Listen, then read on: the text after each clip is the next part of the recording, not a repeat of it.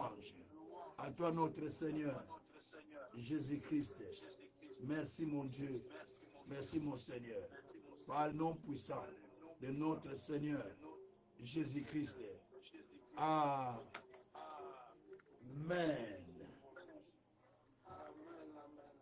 Voilà.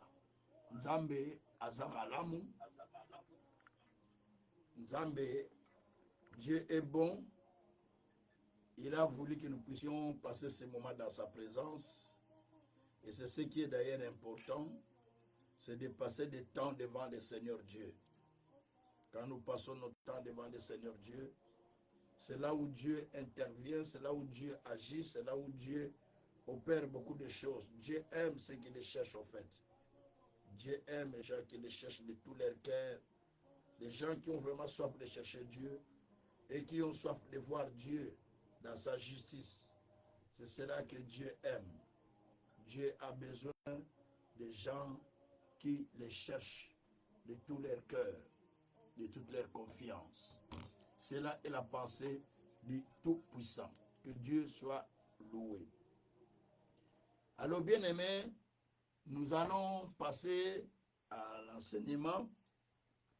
Je ne donne pas un autre enseignement que ce que je donne déjà à l'école. Je continuerai cet enseignement.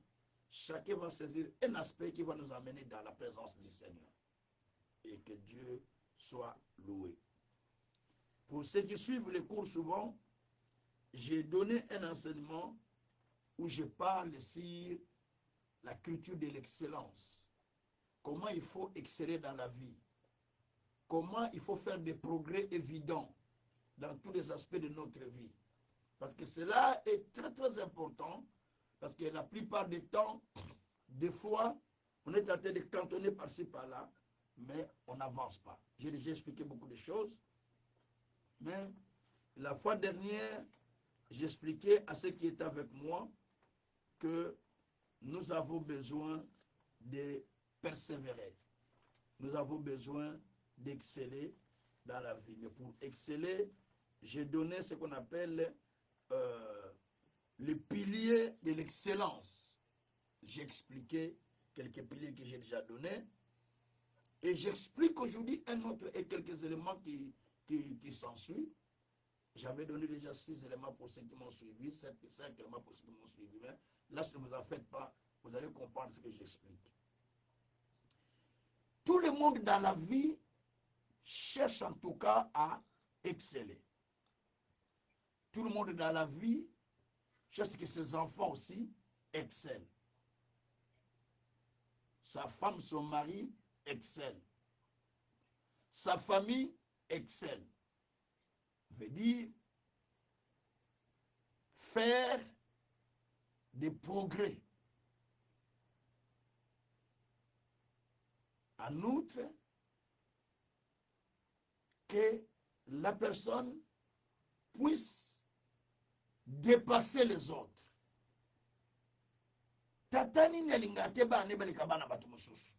Chaque parent a besoin que ses enfants dépassent les autres. C'est ça qu'on appelle l'excellence. Daniel était revêtu de l'esprit d'excellence. La Bible dit qu'il avait un esprit supérieur par rapport aux autres. Daniel 6, verset 3. Ce qui veut dire que nous avons tous besoin de l'excellence. En tout cas, nous avons vraiment besoin d'exceller, nous tous. Sans faute, chacun de nous a besoin d'exceller. Parce que nous sommes créés pour ça.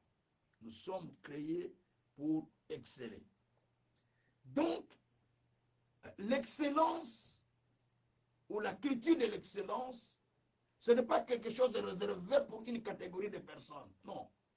C'est pour tout celui qui croit en Dieu, tout celui qui est créé par Dieu, est créé pour aller de l'avant, est créé pour être différent de l'autre, est créé pour prospérer, est créé pour aller plus loin. C'est cette raison qui a poussé Dieu de pouvoir nous créer.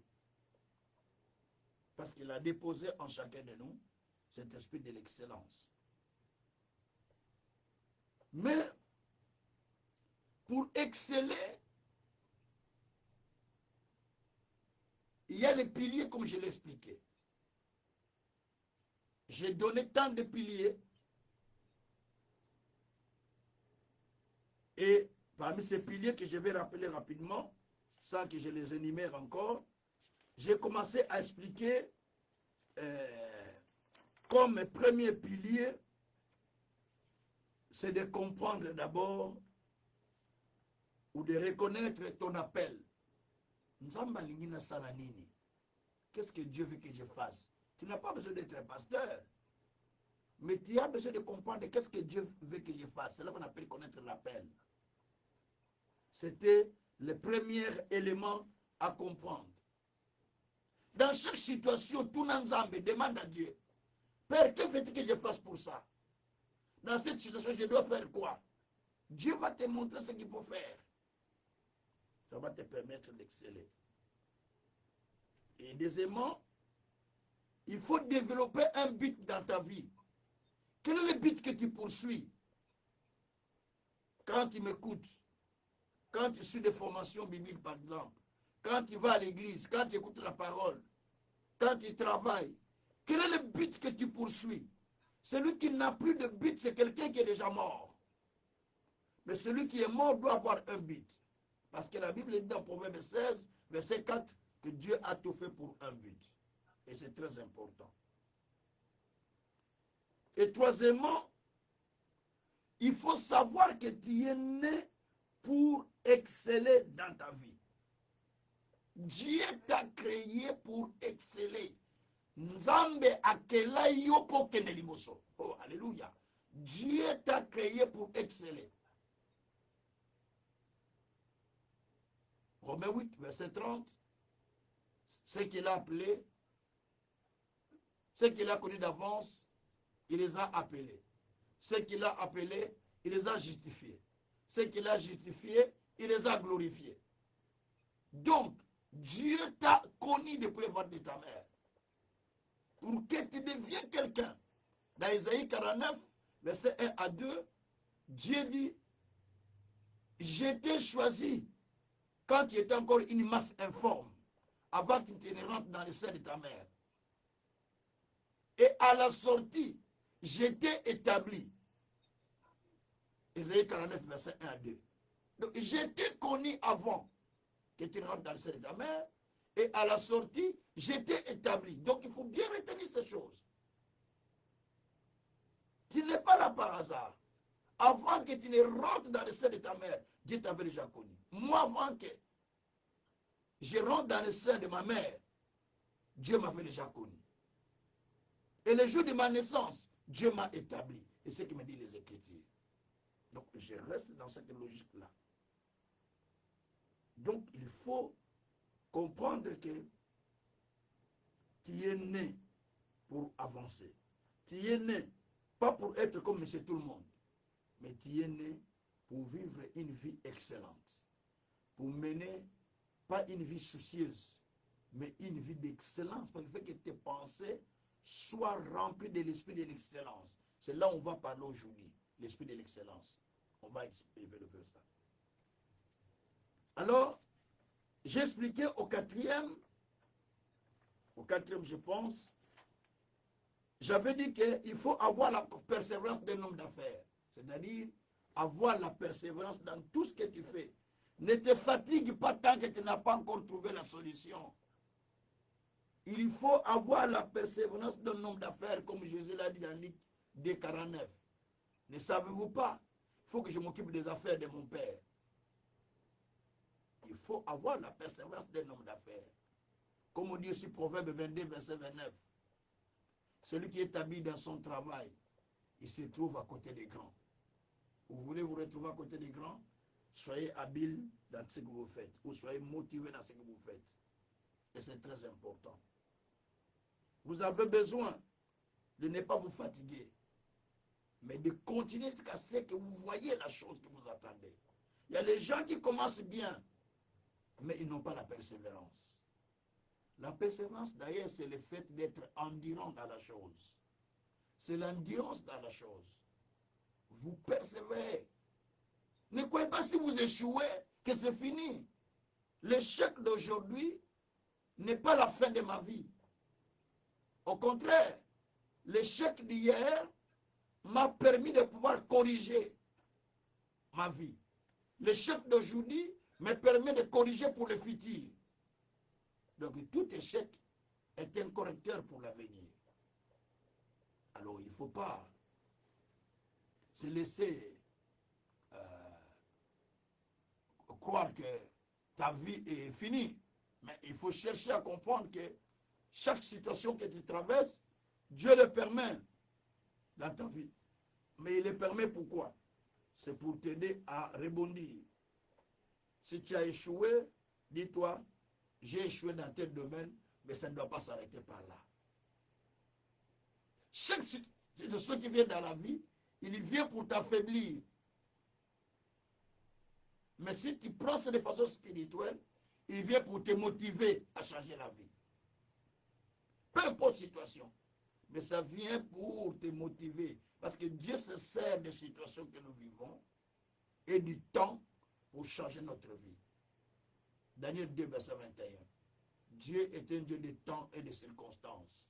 Donc il se sert du temps, il se sert des circonstances pour changer l'histoire de chacun de nous. Pendant que je parle, l'histoire de quelqu'un est en train de changer. Merci Seigneur. Merci Seigneur. Et cinquièmement, j'ai expliqué si l'amélioration continue veut dire s'améliorer chaque jour. S'améliorer chaque jour pour que vous puissiez avancer. Et pour s'améliorer, j'ai dit il y a 3 leviers qu'il faut toucher pour pouvoir vivre l'amélioration continue. Le premier levier, j'ai dit, donc il faut remettre en question, on appelle ça remise en question constructive, veut dire qu'il faut se poser chaque fois des questions pour savoir est-ce que vraiment cette vie que j'ai, c'est celle que je dois avoir au Dieu. Cette situation que je dois vivre au Seigneur. Le Dieu est en train, ce n'est pas les soucis, mais tu poses la question à Dieu. Parce que, comment il s'appelle? Allez, Gédéon a posé ça à Dieu. Juge 6, verset 13. Si Dieu est avec nous, quand Dieu lui a dit que tu es un héros, il a dit, si je suis un héros, alors si Dieu est avec nous, pourquoi toutes ces choses sont-ils arrivées? Où sont les miracles que Dieu avait fait avec nos pères lorsqu'ils ont quitté l'Égypte, tout ça? Donc vous voyez tout ça? Donc on se pose des questions pour trouver des réponses qui viennent de la part de Dieu. Pas se laisser dans des soucis. Les soucis, c'est satanique d'ailleurs, c'est pour ça que vous savez ça. Tout souci, c'est satanique. Les soucis amènent beaucoup de maladies. La Bible dit, Proverbe 17, verset 22, un cœur joyeux est un remède. Un esprit attristé déprime les os. Vous voyez? Et il faut apprendre par ces erreurs. Les erreurs que nous faisons nous aident à apprendre beaucoup de choses. Ça nous aide à sortir. Ça nous aide à comprendre les choses. Donc, c'est très important.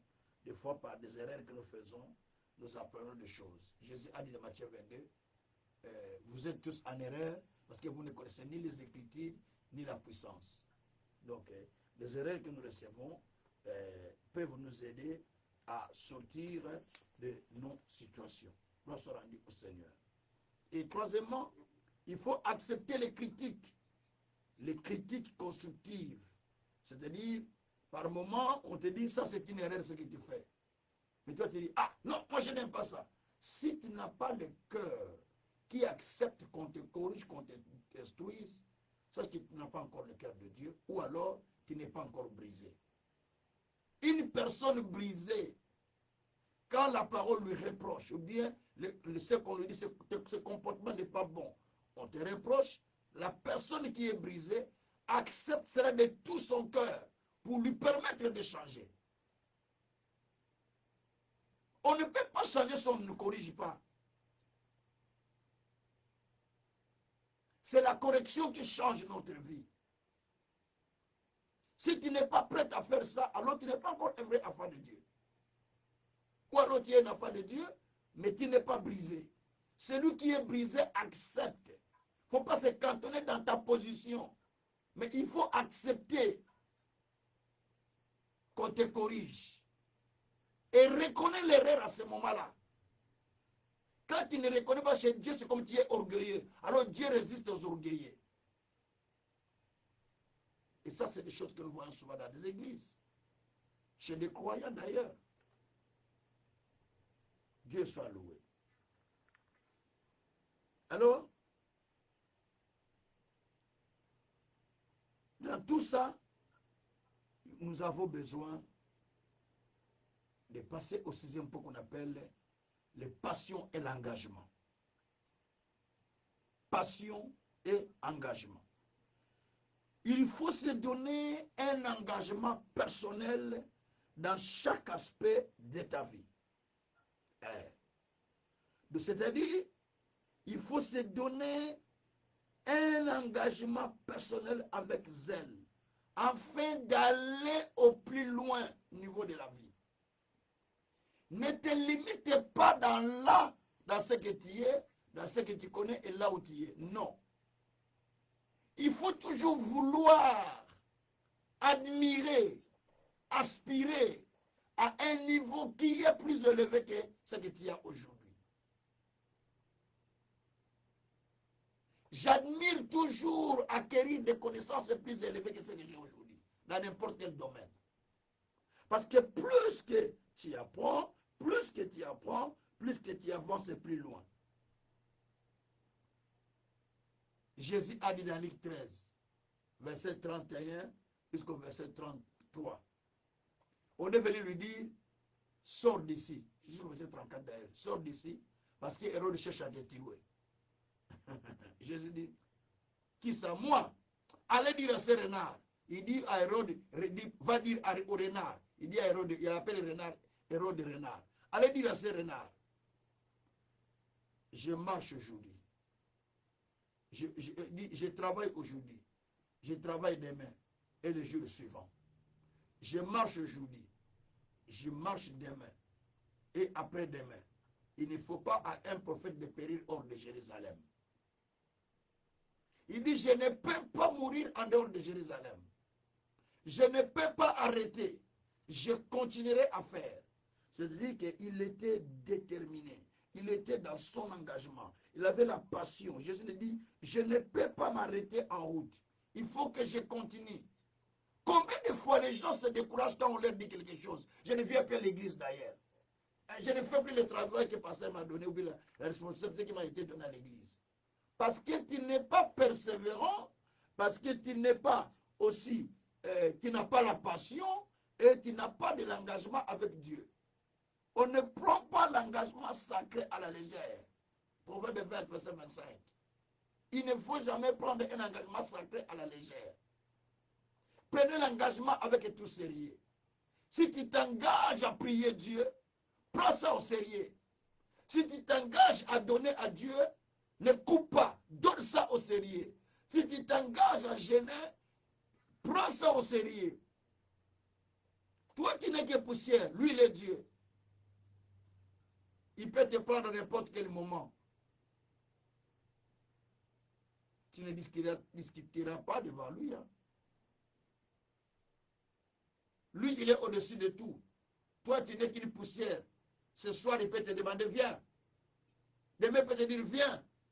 Un homme riche a dit, j'ai beaucoup de biens, mon âme réjouis-toi. Allez, fais ce que tu veux.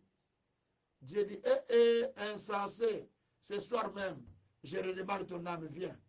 À qui va rester tous tes biens? Voyez? Donc, il faut faire attention. La Bible nous a tout expliqué. Tout expliqué. Il n'y a rien de nouveau. Tout a déjà été expliqué. Donc, il faut développer la passion et l'engagement. Ça, c'est le sixième point. Développer la passion et l'engagement. Donc, ne vous arrêtez pas dans ce que vous êtes. Si vous commencez quelque chose que vous faites, ne vous le lâchez pas. Faites-le jusqu'au bout. Faites-le jusqu'au bout. Allez-y. Si je vous apprends comment j'ai commencé ce ministère, vous allez vous étonner. Hein?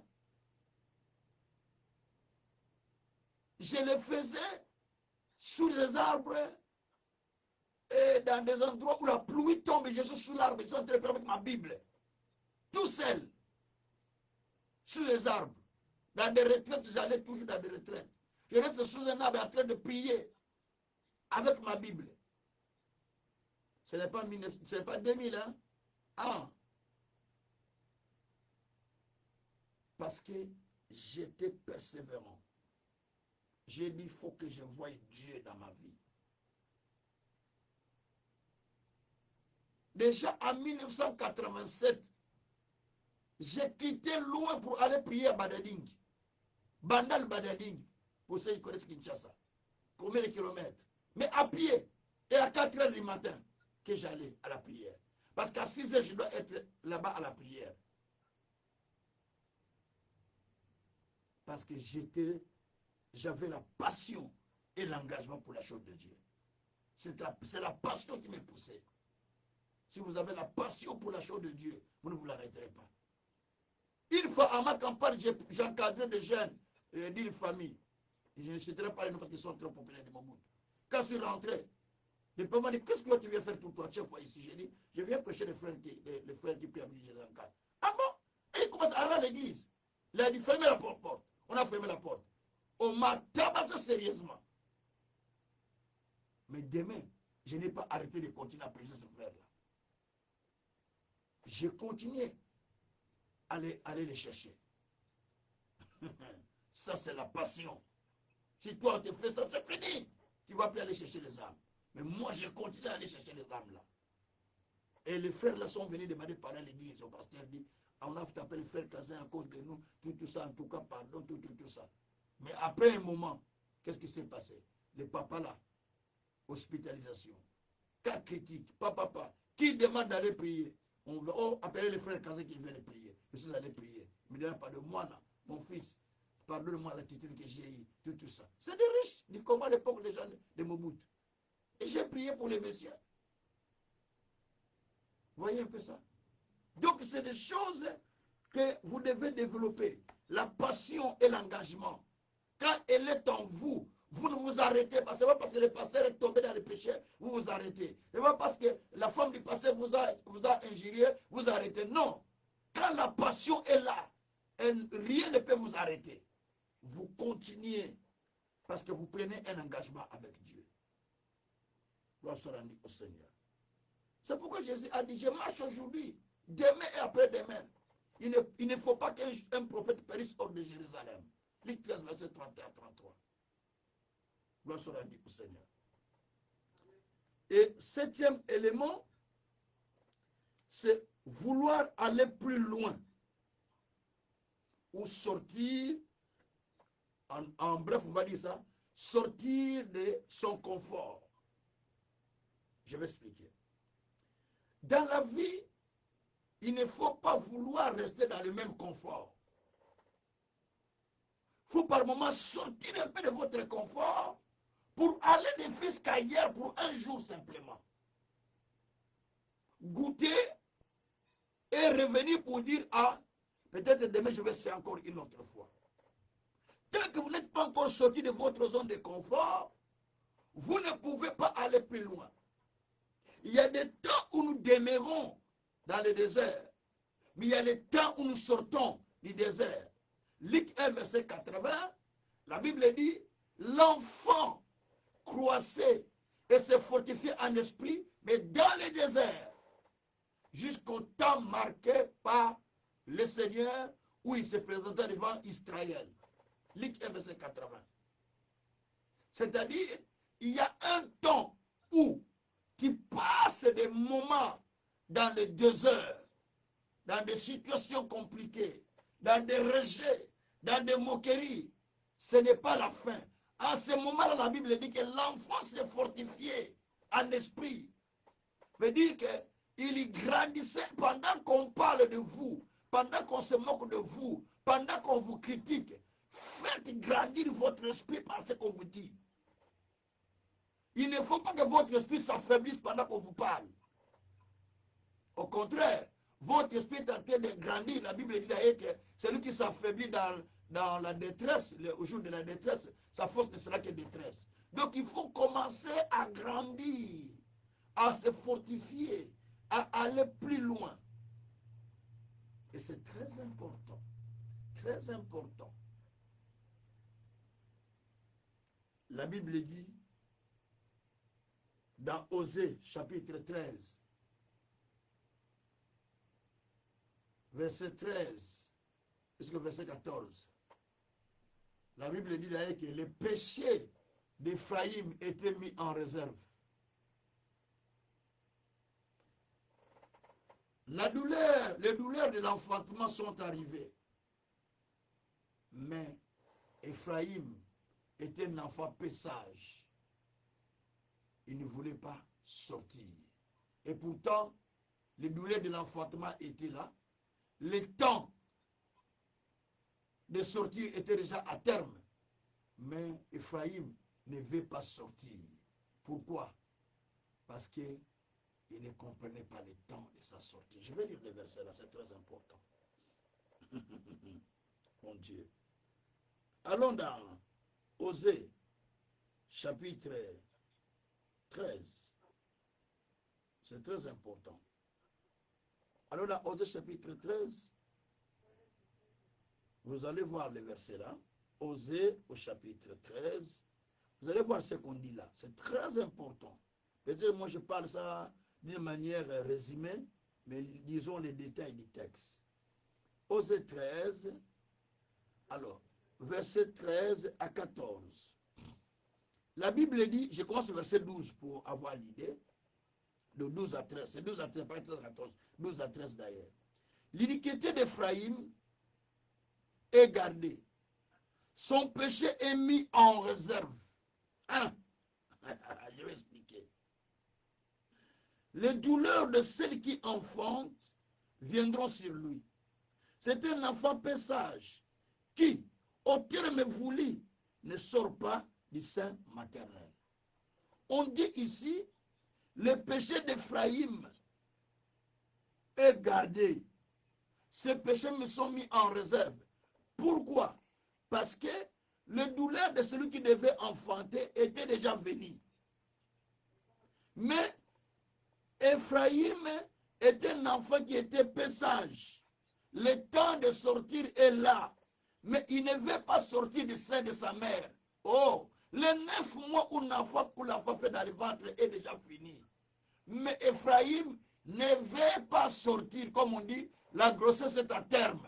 Mais l'enfant ne veut pas sortir du ventre. Il reste dans le ventre de maman. La Bible dit parce que l'enfant est peu sage. Je vous explique pourquoi on a dit ce texte.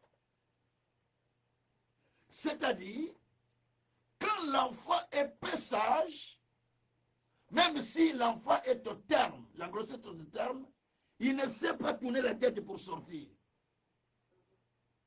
C'est ce qui crée beaucoup des opérations qu'on appelle, je ne sais pas comment on appelle ça, quand on sort. Hein? Un césarienne, merci maman. C'est ce qui crée souvent des césariennes. Parce que l'enfant ne veut pas sortir du ventre. Ou ne sait pas sortir. La Bible dit ici que Éphraïm, le temps de sortir est déjà là. Mais Éphraïm ne veut pas sortir. Écoutez-moi bien. Pour toi et moi aussi, le temps fixé de Dieu est déjà là. Pour Psaume 102, verset 14. Le temps fixé est à son terme. Il y a un temps que Dieu a fixé pour que tu passes cette situation. Mais après ce temps, tu ne dois pas continuer à demeurer. Vous êtes éternel ou comment? Tu ne dois pas continuer à demeurer dans cette situation. Parce que le temps là été fixé pour un moment. Il y a un temps de pleurer, un temps de naître, un temps de joie, un temps de manger, un temps de quoi que donc il y a tout. Et que ça c'est toi. Mais quand tu veux rester dans ce temps, le temps de naissance, ou le temps de pleurer, ou le temps de gémir, ou le temps de murmurer. Mais non. Si tu étais au temps de pleurer, entre dans le temps de joie. Si tu étais au temps de l'échec, entre dans le temps de l'excellence, dans le temps de réussite. Si tu étais dans le temps d'ignominie, entre dans le temps de gloire. Donc chaque chose a un temps. Mais Éphraïm Le temps qu'on lui a fixé est là, mais il ne veut pas sortir du ventre. Écoutez-moi bien. Recevons l'intelligence du poussin. Il est dans l'œuf pour 21 jours. Quand c'est déjà le 20e, il commence à bouger l'œuf. Pour que l'œuf soit déjà, peut-être ça va se cogner quelque part, pour que ça se casse. Et quand c'est le 21e jour, si vous mettez la caméra, vous allez voir comment il est en train de faire. Il est en train de faire l'effort de taper jusqu'à ce que la coquille se déchire et il sort dehors. Le poussin cherche à sortir de sa coquille, de son œuf. Et toi, l'humain, tu ne cherches pas à sortir de ta situation. Oh, mais j'attends que Dieu vienne. Dieu viendra quand? Et viendra comment? Mais c'est par la parole que tu écoutes que tu dois décider pour sortir de tes problèmes. Par la parole que tu écoutes, tu dois décider pour sortir de tes dimensions. Tu n'es pas créé pour demeurer là, mais tu es créé pour sortir. Le poussin ne doit pas demeurer sur la coquille, sinon il va mourir à l'intérieur. C'est pourquoi la Bible dit, dans Psaume 125, verset 3, le bateau de la méchanceté ne peut pas continuer à demeurer dans la vie des justes ou dans l'eau des justes, de peur que les justes tendent la main dans la faute. Donc la force du mal ne peut pas continuer à demeurer dans la vie des justes, de peur que les justes aillent dans le mal. Dieu sait que s'il te laisse ça longtemps, tu vas aller dans le mal. C'est pourquoi Dieu fait un petit temps que toi tu peux supporter. Après ce temps-là, il dit, mon fils peut sortir. Voilà pourquoi Ésaïe 51, verset 14 dit, celui qui est dans la fosse, bientôt il sera libéré. Il ne mourra pas à l'endroit que Dieu, à l'endroit qu'on lui avait mis. Alors je suis en train de dire à quelqu'un aujourd'hui, à n'importe quelle situation où tu étais rentré, le temps de sortir est arrivé pour toi. Merci Seigneur. Merci Seigneur. Donc, il ne faut pas être comme Ephraïm, qui veut rester toujours dans le sein de sa mère. Il faut se dire, je ne veux plus rester parce que le temps de sortir du ventre de ma mère est venu. Le temps de sortir du ventre de la maladie est venu. Du ventre de pauvreté est venu. Du ventre, ce sont des prisons, hein? De sortir de prison, de l'esclavage, des échecs, des complications, des déceptions. Cela est déjà fini. Ce n'est plus un temps pour toi, c'est un temps déjà révolu pour Dieu. Pour Dieu te voir que tu es en train de sortir de ton désert pour aller en ville. Luc 1,80. L'enfant aussi a demeuré dans le désert. Il croissait dans le désert. Il se fortifiait dans le désert jusqu'au temps où il se fut présenté devant Israël. Il y a un temps où tu passes dans le désert, mais il y a un temps où tu dois te présenter devant le public. Où le public doit dire, celle-ci, je pense qu'il est réveillé. Et ça se passe comme ça. Donc, beaucoup de personnes ne savent pas qu'il y a des temps que Dieu a fixés. Il ne faut pas demeurer dans les temps où tu vas demeurer jusqu'à quand. Il faut chercher à sortir. Voilà ce qu'on a dit au Seigneur. Donc, quel que soit là où tu es, sache que Dieu est en train de te sortir. Dans la prison où tu as mis, mais Dieu te sortira. Parce que Potiphar n'a pas réussi à maintenir Joseph dans sa prison. Mais dans la prison, Joseph a changé l'histoire de sa vie. Potiphar croyait que je maintiens ce serviteur dans ma maison. Mais il ne pouvait pas le maintenir. Parce que là-bas, il a changé la situation. Même dans la prison ne pouvait pas le maintenir. Dans la prison, il a commencé à interpréter. On l'a changé la position. On va interpréter la songe du roi. Alors c'était son départ direct. Donc je suis en train de dire à quelqu'un, ton départ est arrivé. Tu ne peux plus rester là où tu as venu. Tu es appelé à aller plus loin. Voilà ce qu'on dit au Seigneur. Et le 8e point que je vais ajouter, c'est chercher toujours la direction de Dieu. Dans chaque situation de votre vie, ne sois pas pressé de prendre la décision. Pardon. Ne sois pas pressé de prendre la décision. Ésaïe 30, verset 1 dit, malheur à celui qui prend des décisions, prends-moi. À celui qui se précipite à descendre en Égypte pour prendre des décisions sans moi. Donc, il ne faut jamais se précipiter de prendre des décisions sans demander la volonté de ton Créateur. C'est comme si tu te contrôles toi-même. C'est comme Dieu n'a pas de place dans ta vie. Et ça pousse Dieu de te tuer, si vous ne savez pas ça. Dieu a tué beaucoup de personnes comme ça. Parce que la personne veut faire ce qu'il veut sans l'accord de Dieu. Laban, Dieu voulait le tuer. Il a mis l'épée devant lui par un ange. Parce qu'il voulait aller maudire les enfants d'Israël sans l'accord de Dieu. Tout ce que tu fais sollicite la direction de Dieu. La direction de Dieu est très importante. Ésaïe 48, verset 17. Si tu étais attentif à la voix de Dieu, 17 et 18, ton bonheur serait comme un fleuve. Si tu étais attentif à la voix de Dieu, ton bonheur serait comme un fleuve. Et ta postérité comme les grains du sable. Donc si tu es attentif à l'Éternel, Dieu rendra tes descendants comme les grains du sable. Et Dieu fera que ton bonheur soit comme un fleuve. Parce que tu obéis à lui. Souvent, les gens ne cherchent pas la direction de Dieu. Or, la direction de Dieu nous révèle la volonté de Dieu. Demandez à Dieu, Seigneur, qu'est-ce que tu veux que je fasse? Où veux-tu que je puisse partir? David posait des questions à Dieu. Veux-tu que j'aille combattre ou pas? Veux-tu que j'aille chercher à combattre, délivrer ce gens à Keïla ou pas? Dieu dit, va. Donc il faut toujours chercher la volonté de Dieu. 1 Samuel 23, verset 1 à 2, où David cherchait, demandait à Dieu, veux-tu que j'aille ou pas? Veux-tu que j'aille combattre pour délivrer les gens de Keïla ou pas? Contre les Philistins, Dieu dit, va, je serai avec toi. Je livre tous ces ennemis entre tes mains. Il est parti là, il a victoire. Donc il faut chercher toujours la direction de Dieu. Quand vous cherchez la direction de Dieu, Dieu vous révèle aussi sa volonté. Parce que la Bible dit, dans Psaume 32, verset 8, la Bible dit que je te conduirai, je t'instruirai et je te montrerai le chemin à suivre. Verset 9 dit, ne sois pas comme un mulet qu'on bride avec les cordes et qui ne sait pas où aller. Donc il faut toujours une direction claire. Quand vous trouvez la direction de Dieu, vous allez exactement dans les chemins que Dieu prépare pour vous. Quand vous faites les choses vous-même, sans la direction de Dieu, vous êtes en train d'aller vous êtes en train de vous tuer vous-même. Parce que vous êtes en train de faire des choses sans la volonté de l'Éternel. Mais tout ce que vous allez faire, il faut toujours demander la volonté de l'Éternel. Il ne faut pas faire des choses par vous-même.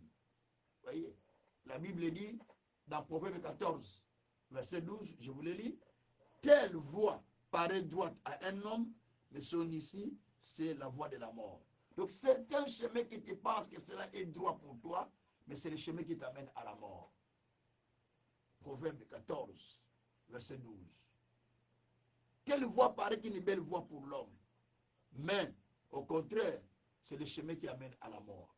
Donc il faut toujours chercher le chemin de Dieu, chercher à comprendre qu'est-ce que Dieu veut. Qu'est-ce que Dieu veut que je fasse? Dans quel chemin le Seigneur est en train de m'amener? Donc quand vous priez comme ça, Dieu vous mettra dans le chemin qui est juste. Parce que la Bible dit que tout homme prudent agit avec connaissance. Proverbe 13, verset 16. Tout homme prudent doit agir avec connaissance ou agir avec connaissance. Proverbe 13, verset 16. N'agis pas brusquement, mais agis avec connaissance. Et c'est très important. C'est très important. Voilà. Donc tout cela pour dire simplement qu'il faut chercher la direction de Dieu. Et au 9e point, il faut chercher sur la sagesse de Dieu. Parce que la sagesse bâtit. Proverbe 24, verset 3 à 5. La sagesse bâtit, Yaya. La sagesse bâtit la vie de quelqu'un. Si vous n'êtes pas sage, vous perdez la maison, vous perdez la famille, vous perdez les enfants, vous perdez tout. Une femme sage bâtit sa maison. Proverbe 14, 1 à 3. Et l'insensé la renverse. Donc il faut bâtir ta maison par la sagesse. Cherchez la sagesse pour bâtir la maison. Une maison se lève par la sagesse, dit la Bible. Proverbe 24, verset 3. Une maison se bâtit par la sagesse. et s'élève par l'intelligence. Ses chambres se remplissent de biens par la connaissance. Proverbe 24, verset 3 à 5. Donc il faut chercher la sagesse pour pouvoir bâtir la maison. La sagesse est bâtisseur. Sans la sagesse, on ne peut rien faire. Voyez, la sagesse est la chose principale qu'il nous faut dans la vie. Si tu veux vivre tranquillement, et si tu veux vivre longtemps, tu as besoin de la sagesse. Si tu commences à répliquer à tout le monde, à répliquer, même dans le monter dans le métro, attention, hein, les gens qui sont en fait, vous ne les connaissez pas. Il ne faut pas toujours répliquer moi dans le métro, hein, dans les transports publics. Tu ne sais pas ce qu'il a dans son sac. Hein. Ah. Tu ne sais pas ce qu'il est. S'il a marché sur toi, est-ce que ça va descendre dans ton corps qu'il a marché sur toi? Rien. Tu dis ça, monsieur. Si tu vois qu'il ne répond pas, va calmement. Ne cherche même pas de problème. Peut-être c'est quelqu'un qui est drogué, peut-être c'est quelqu'un qui est fou, peut-être c'est quelqu'un qui a le couteau, peut-être c'est quelqu'un qui est, je ne sais pas moi. Toi, tu veux seulement montrer. Non, la sagesse nous apprend que dans certaines situations, on doit se taire. Amos 5, verset 13. Amos 5, verset 13 dit, dans des temps comme celui-ci, les sages se taisent. Il y a de certaines choses que tu ne dois pas répondre. On te parle, mais tu n'as pas répondu. Toi, tout sans sagesse. Il y a des choses, on parle, toi tu ne réponds pas. Un homme sage ne répond pas. Tu restes calme, tu regardes seulement comme ça. Le silence est une arme forte. Le silence est une arme très forte. Vous voyez? Les sages en ce temps ici, ils s'étaient, Amos 5, verset 13. Il faut se taire. Il ne faut pas répliquer. Toi, tout ce que tu vois, écoutez, ce n'est pas parce que tu as la bouche que tu dois parler. Il y a des choses où tu ne parles même pas. La Bible dit que les sages, ils réfléchissent même avant de répondre. Celui qui réfléchit sur les choses, il trouve de l'intérêt. Il trouve du bonheur derrière la Bible. De la Bible. Il faut chercher d'abord à réfléchir avant de répondre. Ne répondez pas précipitamment. Un homme sage ne répond pas brusquement. Il réfléchit sur ce qu'il va dire. Il ne se précipite pas de parler directement. Et ça, c'est ce qui manque. Tout ça. Tu vois la Bible, tout homme prudent agit avec sagesse. Et tout homme, tout homme prudent agit avec connaissance. Vous voyez? Proverbe 13, verset 16. Agissez avec connaissance. Ne soyez pas pressés. Il y a beaucoup de gens qui répliquent tellement, et c'est qui crée du problème dans leur vie. Dieu soit loué. Et deuxième point, j'explique la reconnaissance. Soyez reconnaissants envers Dieu, frère. 1 Thessaloniciens 5, verset 18. La Bible dit que rendez grâce à Dieu sans cesse. C'est-à-dire, nous devons rendre des actions de grâce à Dieu sans cesse. Remerciez le Seigneur sans cesse. Soyez reconnaissants envers Dieu pour tout ce qu'il vous donne. Si vous a donné peu, ne dites pas, les autres ont beaucoup moins géré. Ça, c'est être insensé. Tu ressembles à ce moment-là à la personne à qui on a donné un talent, aux autres on a donné 2 talents, à l'autre on a donné 5 talents. Celui qui a eu 5 talents, il a tourné les talents. Nous sommes dans Matthieu 25. Celui qui a eu 2 talents, il a multiplié. Et celui qui a eu 5, il a multiplié. Lui, comme il a eu 1, il dit, je ne multiplie pas parce que je n'ai reçu que 1. Je ne multiplie pas, je le garde jusqu'à ce que le maître vienne. Quand le maître est venu, qu'est-ce qu'il a dit? Quand il a demandé à celui qui a reçu 2, il dit, maître, moi j'ai multiplié les 2 que tu m'as dit, je t'en donne 4. Merci mon fils, rentre dans ma joie. Hein? Et rentre dans la joie de ton maître. Celui qui a reçu 5 dit, moi aussi j'ai multiplié. Il dit, merci mon fils, rentre dans la joie de ton maître. Et celui qui a reçu 1 dit, Moi, j'avais peur de multiplier. Parce que tu m'as donné que un. Il dit, insensé, serviteur méchant. Si tu savais que tu ne devais pas multiplier mes talents, qui te les garderait. Pourquoi tu n'as pas laissé même mettre ça à la banque, ça pouvait se multiplier, que de les garder. Serviteur méchant. On enlève même ce que tu devais avoir. Tu vois? Donc, quand tu ne reconnais pas le paix que Dieu te donne, Dieu dit, il enlève même ce que tu devais avoir. Il y a beaucoup de gens, on a même enlevé ce qu'ils devaient avoir.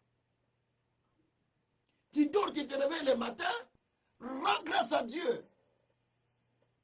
Tu regardes ta situation par rapport aux autres, rends grâce à Dieu. Peut-être ton problème est plus mieux que celui de l'autre. Quand tu rencontres quelqu'un, quand il parle, il explique ses problèmes, tu as pitié, toi, tu dis, ah, moi je suis encore bien. Hein? Moi je suis encore bien. Des fois, je me plains de mes douleurs. Mais quand je regarde les gens qui me demandent de prier avec des douleurs intenses, plus que moi, je dis, non, moi je suis encore bien, Seigneur, merci. Je suis encore bien, Seigneur. Non. Vous devez comprendre comment rendre grâce à Dieu. Soyez reconnaissant à Dieu à chaque chose. Chaque révélation que tu reçois de la parole de Dieu, Seigneur, je te remercie. Ça, je ne connaissais pas. Sans toi, je ne serais pas ce point-là, Seigneur. C'est ce qui vous donne l'esprit de l'excellence d'ailleurs. Seigneur, ça, je ne comprenais pas. Mais tu m'as ouvert l'esprit pour comprendre ça. Papa, je ne sais pas qu'est-ce que je peux te donner. Et tu rends grâce à Dieu. Tu rends grâce à Dieu. À chaque situation, rends grâce à Dieu. Quand tu ne rends pas grâce à Dieu, c'est comme tu ne reconnais pas que Dieu a fait quelque chose avec toi. Et à ce point-là, maintenant, Dieu fait quoi? Il va commencer à retirer ce qu'il devait faire avec toi. Donc, celui qui veut réussir dans la vie, celui qui veut aller plus loin, il doit reconnaître la grâce de Dieu qui est dans sa vie. Et la bonté de Dieu qui se manifeste dans sa vie. Reconnaissez la grâce que Dieu vous fait. Reconnaissez la bonté de Dieu dans votre vie. Vous n'avez rien payé à Dieu. C'est la grâce. Reconnaissez. Il faut rendre grâce à Dieu pour toutes choses. Même au moment de souffrance, rendez grâce à Dieu. Au moment de bonheur, rendez grâce à Dieu. Au moment de joie, rendez grâce à Dieu. Au moment de pleurs, rendez grâce à Dieu. J'ai ma belle-sœur, je la témoigne souvent. On était encore à Kin. Son petit frère est mort dans le véhicule avec deux de ses enfants, deux filles. Elle a pleuré, puis s'est agenouillée. Il dit, Seigneur, je te rends grâce de ce que tu as permis cela, parce que tu es un Dieu véritable. Moi, ça m'a touché. Il dit, Seigneur, je te rends grâce, parce que c'est toi qui l'as permis. Je te rends grâce, Dieu. Je ne peux pas aller à l'encontre de ta volonté, parce que tu l'as permis. S'il ne l'a pas voulu, tu n'allais pas le faire. J'ai dit, waouh, quelle dimension de foi. Nous sommes arrivés en Europe. Son frère est venu du Congo pour se faire soigner ici. Il est mort. Avant qu'il ne meure, on était à l'hôpital de Bruckmann. Le médecin, on parlait avec lui, le médecin nous annonce que dans quelques jours, il va mourir. On rentre à la maison, je l'ai fortifié. Je l'ai touché, je sentais les larmes dans ses yeux. Je l'ai fortifié. Il dit, Papa Kazin, à genoux, nous va rendre grâce à Dieu. Qu'il meure ou qu'il vive, je rends grâce à Dieu. C'est Dieu qui a voulu ça. Il a commencé à rendre grâce à Dieu. J'ai dit, waouh, quelle dimension. Moi-même, j'étais enseigné. J'étais enseigné. Son enfant, on l'a écrasé par le véhicule. J'arrive à l'hôpital, il était à l'état critique. J'ai dit, il est où? Il me dit, papa, il est là. On ne veut pas que les gens rentrent. Il est allé expliquer que c'est le pasteur qui va rentrer. Je suis rentré, j'ai prié, je sors. Je commence à le fortifier pour l'encourager dans sa foi. Il dit, papa, que la volonté de Dieu se fasse. Je laisse à Dieu de faire tout. J'ai déjà rendu grâce à Dieu. Que Dieu soit glorifié dans tout. J'ai dit, mon Dieu. Donc, il m'a instruit l'adoration, mais sans qu'elle le sache. Par des épreuves qu'elle a rencontrées.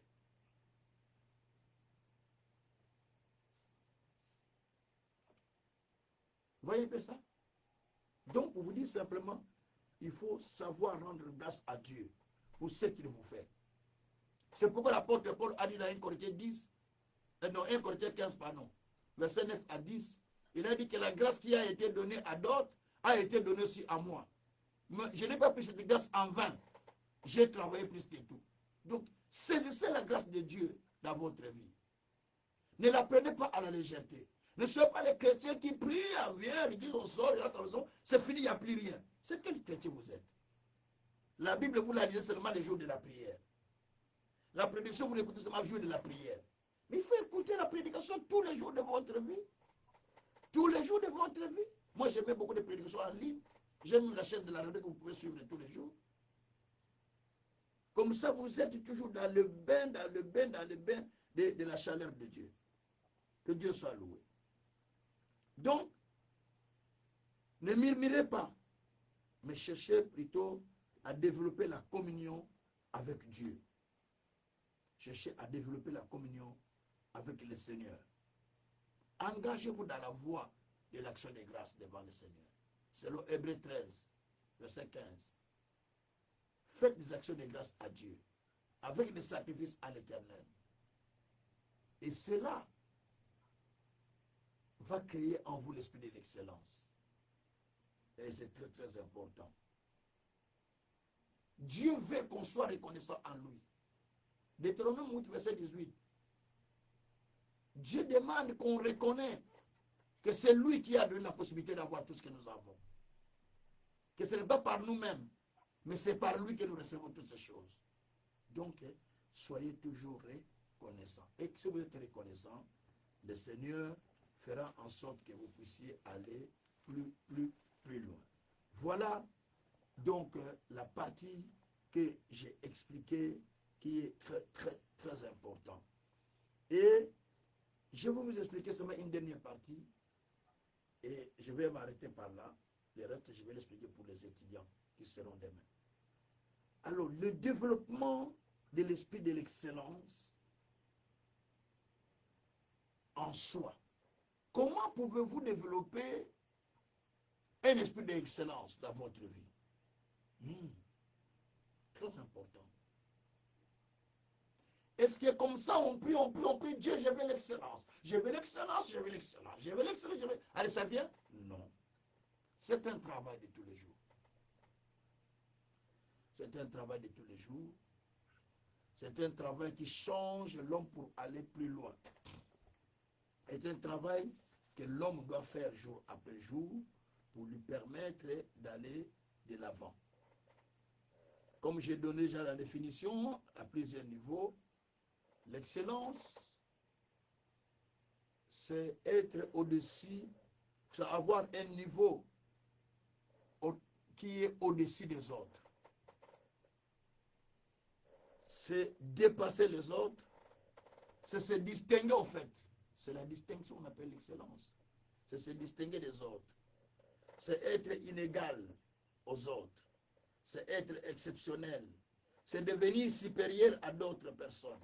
Être remarquable. Être exceptionnel. Tout cela, c'est l'excellence. Donc, vous avez besoin d'être excellent dans plusieurs aspects de votre vie. Mais qu'est-ce que nous devons faire pour développer en nous un esprit de l'excellence? Parce qu'il faut développer, il faut cultiver un esprit de l'excellence à l'intérieur de nous.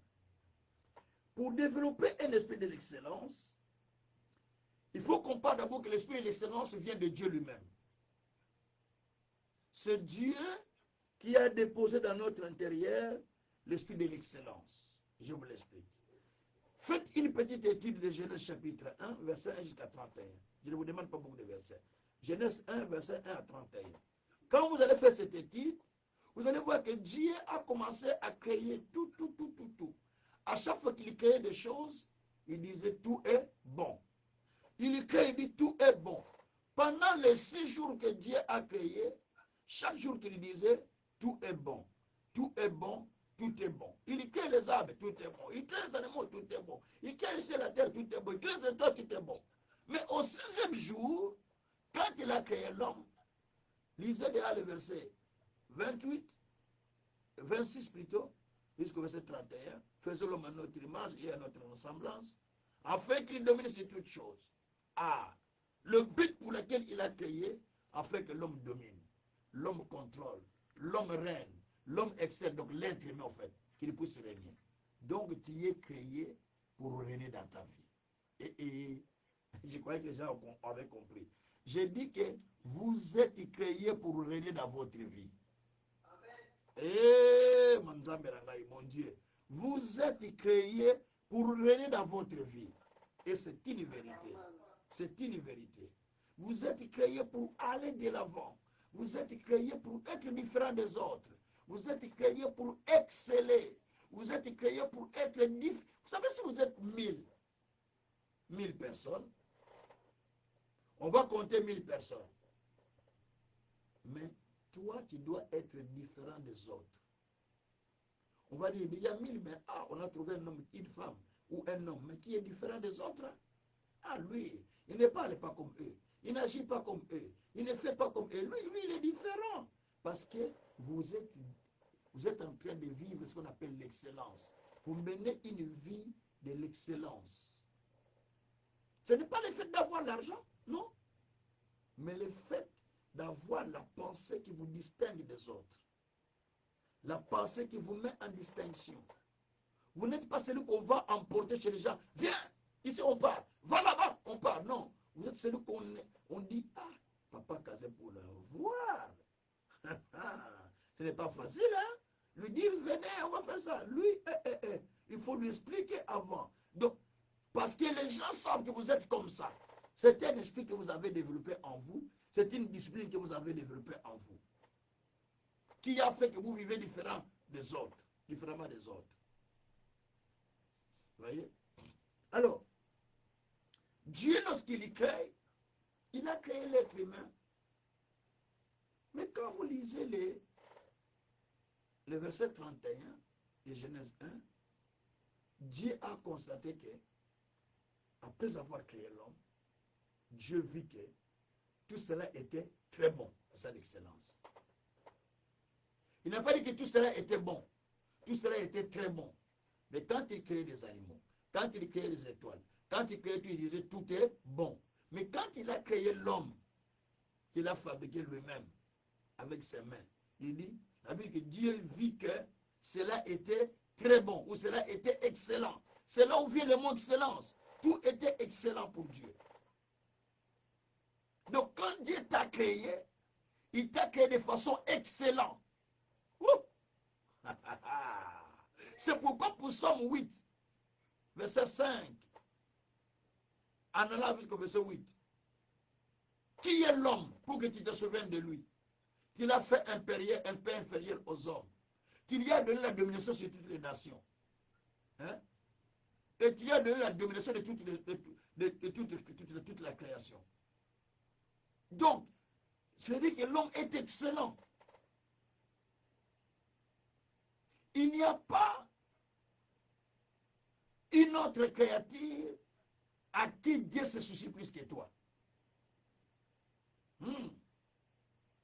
Il n'y a pas une autre créature pour qui Dieu se soucie plus que toi. Donc Dieu se soucie de ta vie plus que toi-même. Dieu se soucie de ta vie plus que toi-même, mais tu ne l'as jamais compris.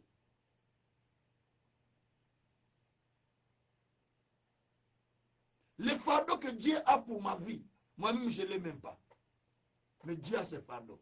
Pourquoi? Parce que la Bible dit dans Psaume 68, verset 20 à 21, pendant que vous dormez, toi tu dors, hein? Pour en faire vous dormez. Mais Dieu, la Bible dit, l'ennemi cherche à vous accabler à ce moment-là pendant que vous dormez. Vous voyez ce que dit la Bible? Psaume 68, verset 20 à 21. L'ennemi cherche à vous accabler pendant que vous dormez. Mais Dieu vous délivre toujours. Et il est toujours à vos côtés, dit la Bible. Donc pendant que vous dormez, l'ennemi vient pour vous accabler, mais Dieu vous délivre toujours. Pourquoi? Parce que vous êtes excellent. Tous les matins, la Bible dit, Dieu réduit les méchants du pays. Pour Psaume 101, verset 8. Pourquoi? Parce que vous êtes excellent. Il réduit tous les méchants du pays à cause de toi, tous les matins. Vous voyez? Tous les soirs. Qu'est-ce que Dieu fait? Pendant que tu dors, l'ennemi vient semer l'ivraie. Nous sommes dans la Matthieu 13. À partir du verset 25, je pense. La Bible dit quoi? Dieu vient. Il enlève l'ivraie là, non? Que l'ennemi sème. Il vous protège. Vous voyez un peu ça? Parce que vous êtes tellement excellent pour Dieu que vous êtes précieux aux yeux de Dieu qu'il ne peut pas permettre que l'ennemi continue à dominer votre vie. Alors, donc, après chaque création, Dieu disait tout est bon. Mais quand c'était votre cas, Dieu a dit, j'ai vu que cela est très bon. Le très beau là, cela montre l'excellence. Donc l'évaluation de Dieu pour la création entière et pour l'homme n'est pas la même. La façon dont Dieu évalue la création et évalue l'homme, ce n'est pas la même. Pour la création, il a dit tout est bon. Mais pour l'homme, il dit tout est, la mention qu'il donne, il dit tout est là est très bon. Très bon veut dire excellent. Donc, Dieu voit qu'il est excellent. C'est pourquoi l'esprit de l'excellence est déjà en vous. Il est déjà en vous. Vous avez besoin d'être réveillé par un coup de pouce afin que vous commencez à exceller. Juste, il faut que quelqu'un vienne avec un message qui réveille vos pensées en disant tu as déjà l'excellence en toi et tu avances. Vous savez, je vous ai déjà donné le texte, Luc 1, verset 80. La Bible dit l'enfant croissait dans le désert et il s'est fortifié dans le désert. L'enfant qui était dans le désert, il croissait, il grandissait dans le désert. Et il s'est fortifié dans le désert, dit la Bible. Jusqu'au jour, au temps que Dieu a fixé pour qu'il soit présenté devant l'Israël. C'est-à-dire quoi? Donc il y a un temps où tu dois sortir du niveau où tu es. Tu dois sortir de ton désert pour se mettre dans la scène publique. Les gens attendent de toi. Romains 8, verset 19, la création tout entière soupire et attend avec ardent désir la révélation des enfants de Dieu. On a besoin de vous voir. On a besoin de voir comment vous êtes en train d'évoluer. Daniel 6, verset 3. Daniel avait un esprit supérieur par rapport aux autres. Le roi voulait, il y avait 120 straps.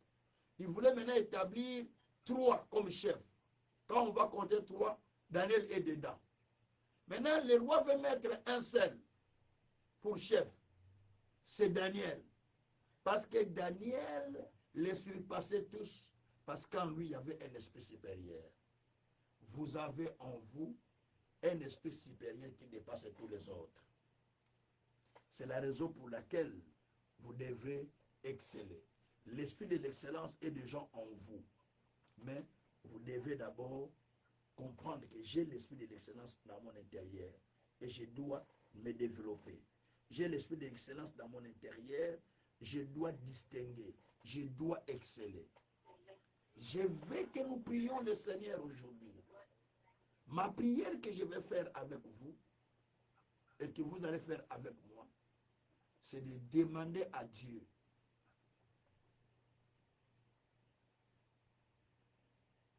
de créer à l'intérieur de vous un esprit de l'excellence. Il est déjà en vous, mais il dort. Ou de réveiller votre esprit de l'excellence, parce que ça dort. Vous êtes des héros, mais vous dormez. Sans le savoir. Vous savez quand vous lisez Juge 6, verset 11 jusqu'au verset 15. Gédéon est en train de presser les froment pour les garder contre les ennemis, les Philistins. Il est en train de presser pour les épargner contre les Philistins. Un ange vient en disant, vaillant héros, Écoutez la réponse de Gédéon. Vaillant héros. Non, non, non, non, non. Ne dis pas ça. Moi, je suis pauvre. Je suis dans une famille la plus pauvre de notre tribu. Je suis le cadet de la famille. Et ma tribu la plus petite de toutes les tribus d'Israël. Comment tu peux m'appeler vaillant héros? Vous voyez? La qualité de la vie qu'il avait, les situations qu'il traversait, les circonstances de sa vie, lui a fait croire qu'il ne peut jamais être un héros. La situation de sa famille lui fait comprendre que tu ne peux pas être un héros parce que ta famille est pauvre. La tribu auquel il appartient est tellement petite, il s'est dit non, dans notre tribu, il n'y a pas de zéro. Impossible. Il s'est dit, je suis encore un enfant, d'ailleurs, je suis le plus petit de la famille. Mes grands frères sont là, ils ne sont pas les zéros. Moi, je dois devenir un héros pour sauver le peuple de Madian. Ce n'est pas possible. C'est dit qu'on l'a établi pour devenir comme juge en Israël, c'était comme des rois. Mais la situation qu'il traversait ne l'a pas aidé à ouvrir l'esprit de l'excellence en lui. Laissez-moi te dire, malgré qu'il est en train de passer des moments difficiles, comme Gédéon, mais sache-le que l'esprit de l'excellence est en toi déjà. Dieu t'appelle déjà un vaillant, une vaillante héros de la famille. Toi, tu te vois comme ça, parce que tu n'as jamais compris que c'est toi la vaillante de la famille. C'est toi le vaillant de la famille. C'est toi, sans toi, beaucoup de gens vont mourir. Donc c'est toi qui vas sauver ta famille. C'est toi qui vas les délivrer. Et c'est toi qui vas les bénir. Je suis en train de dire à quelqu'un, Dieu est en train de t'établir l'héros de la famille. Ah. Ah. Dieu est en train de t'établir l'héros de la famille. Ah. Plusieurs personnes seront sauvées au travers de toi, seront bénies au travers de toi, seront élevées au travers de toi. Parce que c'est toi qu'on a établi héros dans la famille. Ne te déconsidère pas. Ne te minimise pas. Tu es le grand héros que Dieu est en train d'attendre dans la famille. C'est toi, par toi, qui va commencer l'opération. L'opération de l'excellence dans ta famille commence par toi aujourd'hui. Ah, Yesu Nangai, mon Dieu. Ça commence par toi, l'opération de l'excellence. Ça commence par une autre personne. Il faut que Dieu te donne la connaissance. Dieu éveille ton intelligence pour comprendre que c'est toi. Ne vois pas, oh, mon oncle était comme ça, ma mère était comme ça. Non, non, non. Ça commence par toi aujourd'hui. Parce que c'est toi que Dieu a pointé pour que tu sois la personne la plus excellente de la famille. Et au travers de toi, les autres seront sauvés. C'est toi, Abraham de la famille. Tu penses quoi? Mais c'est toi, chaque famille, il y a un Abraham, non? Dans chaque famille, il y a un Abraham. Une personne source de la bénédiction dans la famille. Donc c'est toi, Abraham de la famille. Dieu a dit, je bénirai ceux qui te béniront. Tu seras, d'abord Dieu a dit, tu seras une source de bénédiction pour plusieurs. Donc c'est toi qui es une source de bénédiction pour plusieurs de ta famille. Ouh. Ouh. Donc c'est toi que Dieu a choisi. C'est toi qui dois changer l'histoire de ta famille. Hein? Tes descendants seront bénis au travers de toi. Parce que Dieu a béni Isaac à cause d'Abraham. Genèse 26, verset 1 à 5. Même là où il y avait la famine, il n'y avait plus rien. Mais Isaac devait prospérer. Isaac excellait. Et Isaac prospérait à cause d'Abraham. Oh! Il y a un Abraham dans chaque famille. Cet Abraham, c'est toi. À cause de toi, tes enfants doivent exceller. À cause de toi, tes enfants prospéreront. Peut-être ta femme n'est pas fidèle avec Dieu. Peut-être ton mari n'est pas fidèle avec Dieu. Mais toi, comme tu es fidèle, tes enfants, tes enfants, ils vont voir la main de Dieu. Je dis à Dieu, Dieu, que mes enfants voient ta main, qu'ils sachent que mon Père a servi le Seigneur dans le vrai. Bien-aimés, nous avons besoin de l'excellence. Réveillez votre esprit de l'excellence qui dort au milieu de vous. Demain, j'expliquerai à ceux qui me suivront. Donc, j'expliquerai comment développer l'esprit de l'excellence. Mais je vous dis simplement que l'esprit de l'excellence est déjà en vous. J'explique simplement que l'esprit de l'excellence est en vous. Vous devez exceller dans la vie. Vous ne devez pas rester. Le temps de sortie de vos situations est déjà arrivé. Vous ne devez plus continuer à demeurer dans la même situation. Ça deviendra une malédiction de demeurer dans la même situation. Ça deviendra une vie cyclique. Ça tourne, ça revient. Ça tourne, ça revient. Non. On n'est pas créé pour mener une vie cyclique. Ça doit s'arrêter. Par moi, il faut dire dans la vie, assez. Je ne veux plus ça. Dans la vie, dis-toi toi-même, Seigneur, assez. Assez, je ne veux plus ça. Le diable doit entendre que vous êtes assez. Tellement vous dites, oui Seigneur, tu connais toi-même mon cas, hein? Les autres se moquent de moi. Hein? Tu crois que ça c'est la prière qu'il faut faire à Dieu?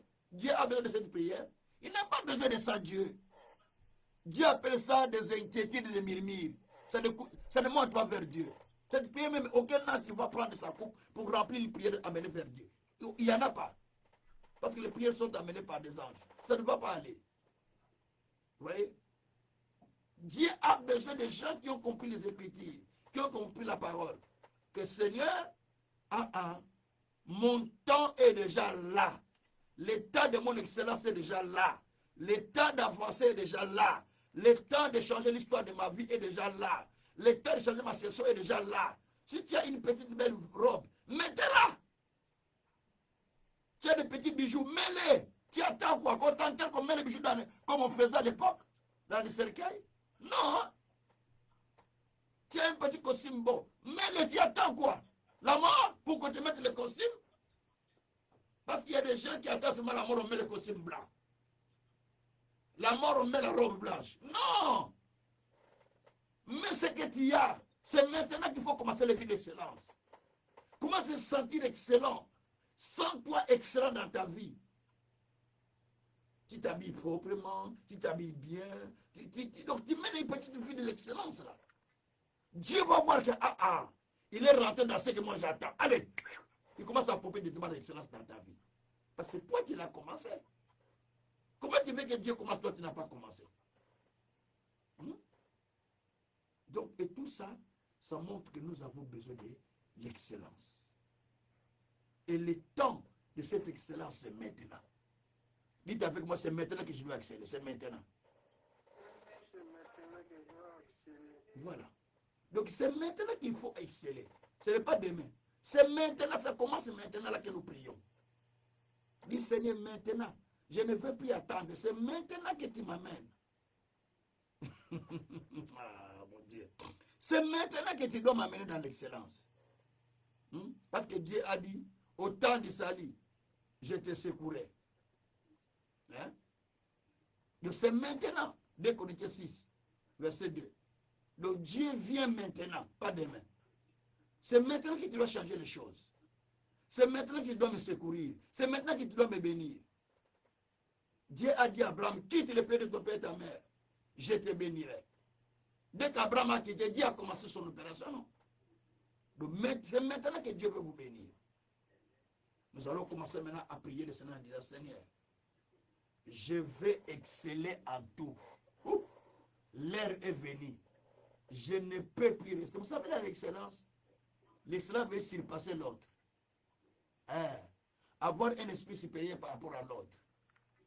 Ne soyez pas complexé pour l'autre comme ça, l'autre comme ça. Non. Sachez-le qu'il faut développer un esprit de l'excellence en toi-même pour avancer. Et j'aimerais bien que nous prions le Seigneur. Pendant que tu pries, c'est le temps de l'excellence. Monte ta voix plus que l'autre, c'est le temps de l'excellence. Dieu voit aussi notre façon de prier. Il va voir si tu es excellent que l'autre. Tu vas commencer à demander au Seigneur, Seigneur, non, c'est fini, ma maison ne peut plus rester comme ça. Amène-moi dans la dimension de l'excellence. Amène-moi dans la dimension de l'excellence, parce qu'en moi, il y a l'esprit supérieur en moi. Alors, amène-moi l'esprit de l'excellence. Prions le Seigneur. Alléluia. Seigneur Dieu Tout-Puissant, merci. Merci, Papa, pour ta parole de ce soir. Nous voulons aller dans l'esprit de l'excellence. Nous voulons aller dans l'esprit de l'excellence. Papa, je viens à toi, Père éternel. Monte, monte, monte, monte. Monte, monte, monte, monte. Monte, monte ta prière. Monte ta prière, monte ta prière, monte ta prière. Monte ta prière, monte ta prière. Monte ta prière, bien, monte ta prière. Seigneur Dieu, merci. Merci, Papa. Oh Dieu, je viens à toi, Seigneur. Je viens à toi, Seigneur. Je viens à toi, Seigneur. Je viens à toi, Papa. Oh Dieu du ciel. Amène-moi, Papa. Amène-moi, Papa. Amène-moi, Papa. Dans l'esprit de l'excellence. Dans l'esprit de l'excellence. Dans l'esprit de l'excellence. Oh Dieu, amène ma vie, Père. Amène ma vie, Seigneur. Amène ma vie, Seigneur.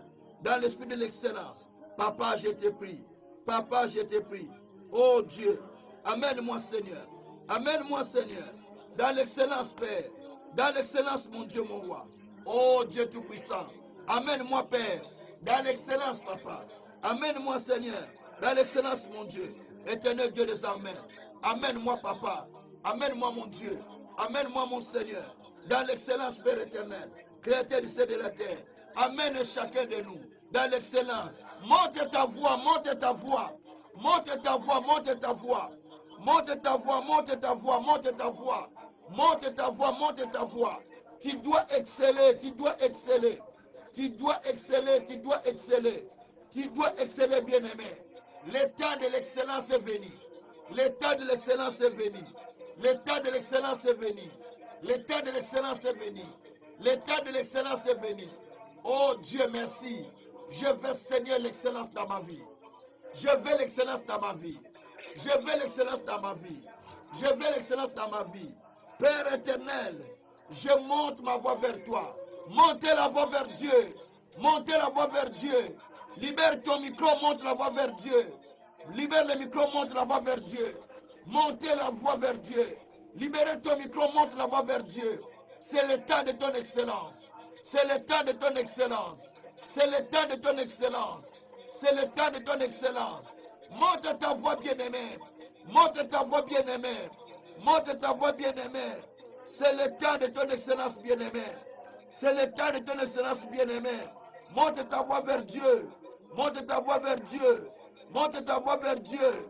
Monte ta voix vers Dieu. Monte ta voix vers Dieu. C'est le temps de l'excellence. C'est le temps de l'excellence. C'est le temps de l'excellence. C'est le temps de l'excellence. Oh Dieu, amène-nous dans la dimension de l'excellence. Assez, Père. Nous avions longtemps demeuré. Assez, Seigneur. Nous avons longtemps demeuré dans nos problèmes. Assez avec cette situation. Assez avec cette vie. Assez avec cette situation. Je veux l'excellence de tous côtés. Je veux l'excellence de tous côtés. Assez, Papa. Assez, Papa. Assez, Papa. Assez, Papa. Assez, Papa. Assez, Papa. Assez, Papa. Assez, Papa. Je veux l'excellence de tout nouveau. Je veux l'excellence.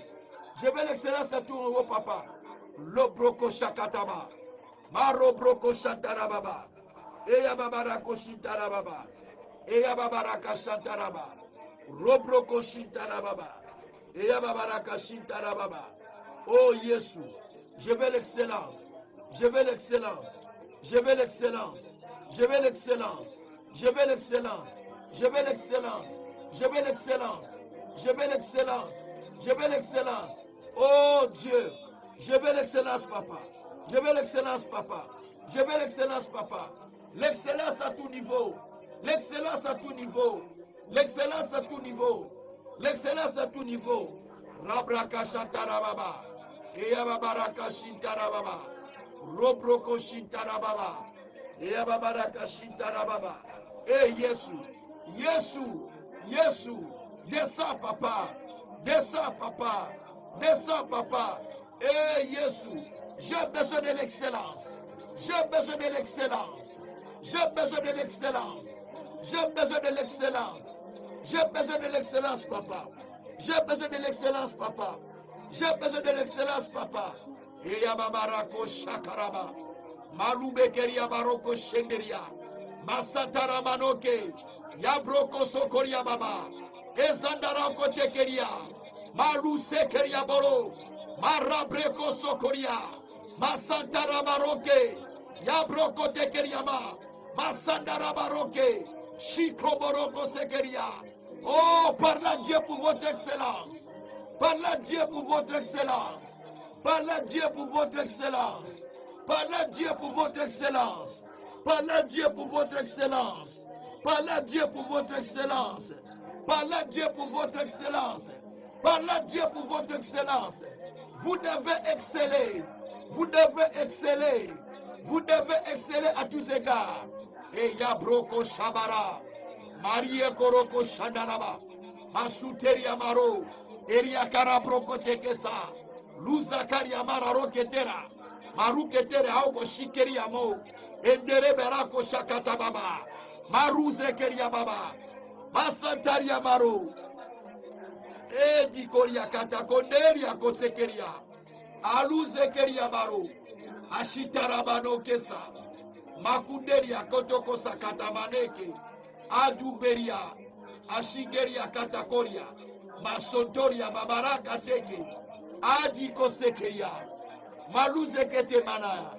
Alubere Akotoko Shikaraba. Alléluia. Alléluia. Masunteria Maro. Masunteria Maro. Eria Karao Kesa. Masotoria Marao Kesa. Lisere Maroke.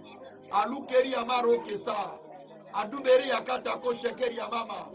Sekeria Maroke Tekesa. Alubereko Sakaramaro. Edigaria Koroko Shikaramaro. Oh Yesu.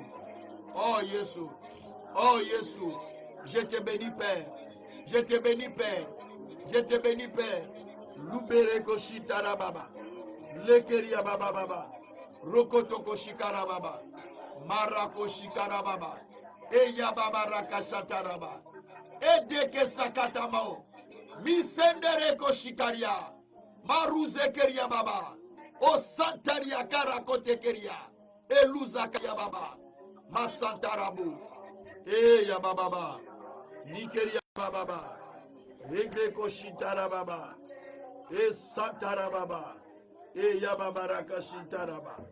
Au nom de Jésus. Au nom de Jésus. Au nom de Jésus. Au nom de Jésus. Rendez grâce à Dieu qui vous a amené dans l'esprit de l'excellence. Rendez grâce à Dieu qui vous amène dans l'esprit de l'excellence. Rendez grâce à Dieu. Rendez grâce à Dieu qui vous amène dans l'esprit de l'excellence. Rendez grâce à Dieu. Rendez grâce à Dieu. Rendez grâce à Dieu. Merci papa. Merci mon Dieu, mon roi. Merci mon Seigneur. Merci mon véritable Dieu. Merci le Tout-Puissant. Merci pour ce que tu fais, papa. Béni soit-il le Saint. Béni soit-il le Seigneur. Béni soit-il le véritable Dieu. Sois adoré, sois loué, sois glorifié, sois magnifié, sois exalté infiniment dans les siècles des siècles. Au nom merveilleux de Jésus. Gloire et louange à toi notre Seigneur, Jésus-Christ. Merci Seigneur, Jésus-Christ.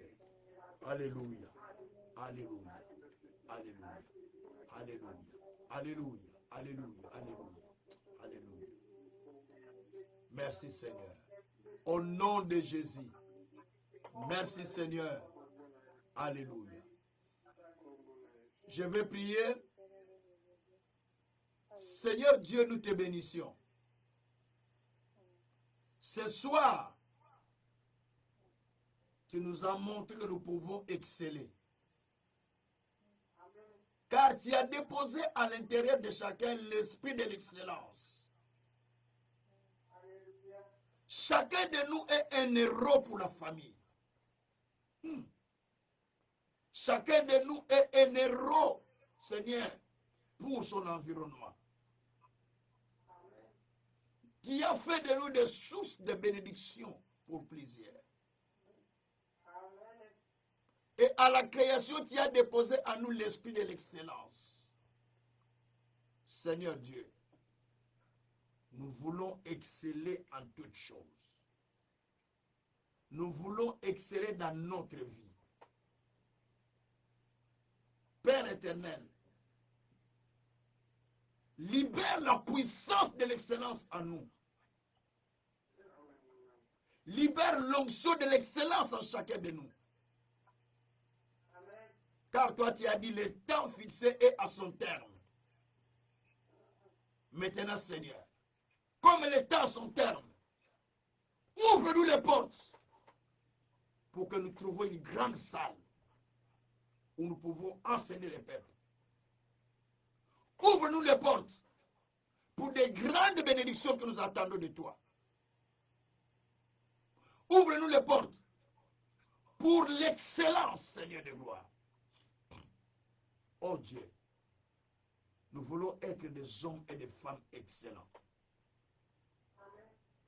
Les gens qui ne sont pas en dessous des gens, mais les gens qui sont au-dessus. Quand vous allez compter plusieurs personnes, vous nous compterez parmi les gens excellents. Quand vous compterez 3, il y aura un de nous parmi les excellents. Quand vous allez chercher à établir un, ça sera le nôtre qui sera excellent. Seigneur Dieu, nous croyons à ta parole. Nous croyons en toi, Seigneur, qui nous établit dans la nouvelle position de vie. Seigneur, prends nos inquiétudes, prends nos souffrances, prends nos maladies, prends nos gémissements, prends nos pleurs et accorde-nous simplement un esprit de joie et de l'excellence. Et nous témoignons ta grandeur. Car toi, tu as dit, à la montagne de l'Éternel, tu enlèves la maladie, tu enlèves le pleur, tu enlèves le voile, tu essuies les larmes des yeux et tu accordes la délivrance. Nous sommes dans ta montagne pour te chercher. Selon Ésaïe 25. Maintenant, accorde à chacun la joie. Accorde à chacun la délivrance. Accorde à chacun la guérison. Accorde à chacun la délivrance. Et accorde à chacun l'esprit de l'excellence. Et nous témoignerons que toi, tu es Dieu. Merci, Père, pour celui qui nous écoute. De loin comme de près. La même dimension est en train d'opérer dans sa vie. Pour lui accorder l'esprit de l'excellence qui est sorti au travers de la parole aujourd'hui. Car toi, tu as dit, je veux que vous excellez en toutes choses. C'est le 2 Corinthiens 8, verset 7. Qui veut qu'on excelle en toutes choses. Laisse-nous exceller en toutes choses. Et nos enfants verront ce que toi tu fais avec nous. Ils s'attacheront à toi et témoigneront la grandeur de notre Dieu. Dans le siècle des siècles, nous avons prié au nom de Jésus-Christ. Nous disons Amen. Soyez bénis. Encore soyez bénis infiniment. La suite de cet enseignement sera pour demain.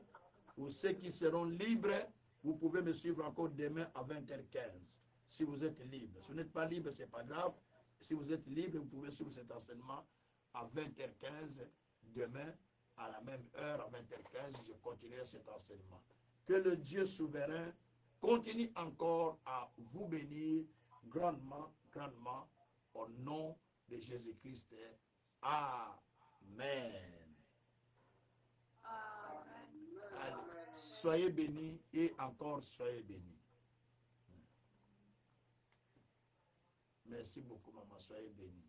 Que Dieu vous bénisse.